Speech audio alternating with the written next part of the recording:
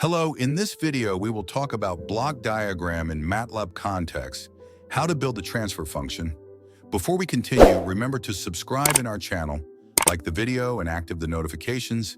It helps us to grow in YouTube. Control systems are often represented as interconnected blocks, each with specific characteristics.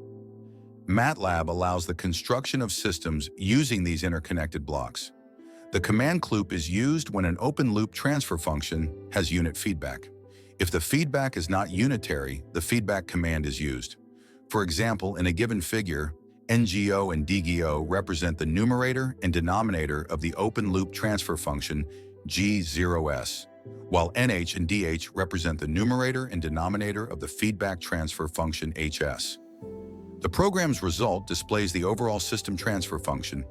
The series command indicates that two blocks are in series, while the parallel command indicates that they are in parallel. If you have any questions, type in the comments section.